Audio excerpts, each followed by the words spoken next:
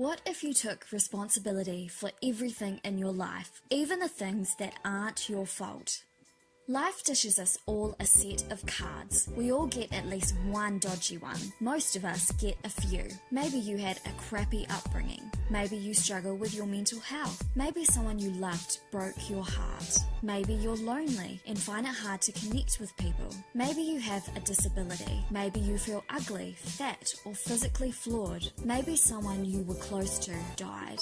There's so many crappy cards we can be dealt, and the truth is, it's not fair. In this video, I'm going to talk about a mindset shift that can help you move past the cards you've been dealt. Before we get into it, make sure to subscribe to the Better Adult Project.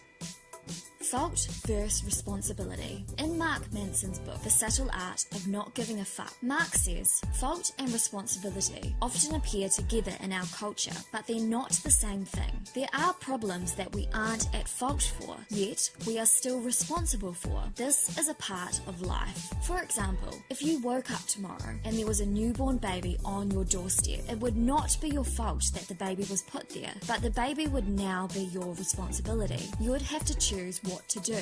Fault is past tense. Responsibility is present tense. Fault results from choices that have already been made. Responsibility results from the choices you're currently making. There's a difference between blaming someone for your situation and that person actually being responsible for your situation. Now, just for old time's sake, let's head back to childhood. Your parents may have messed you up in some way. Chances are they did, even just a little bit, regardless of how they tried. They're human.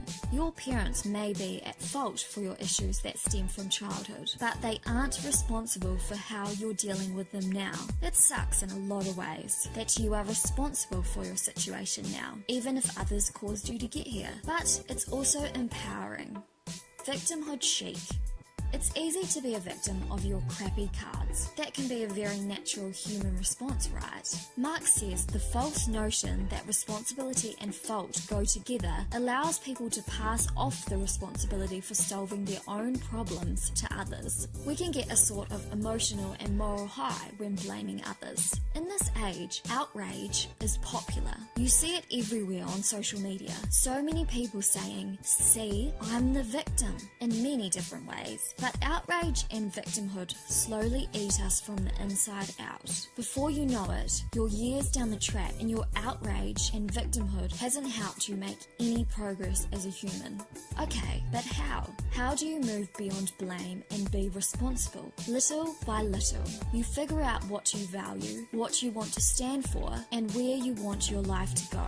You make daily choices that will take you in the right direction. It's simple, but it's really, really hard to do. But you will get there, little by little.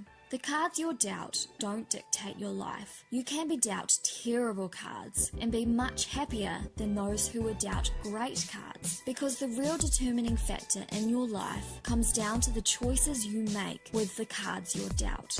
I challenge you for just 1 week to take responsibility for everything that comes your way, even the things that aren't your fault. Just try it and see at the end of the week how things are different.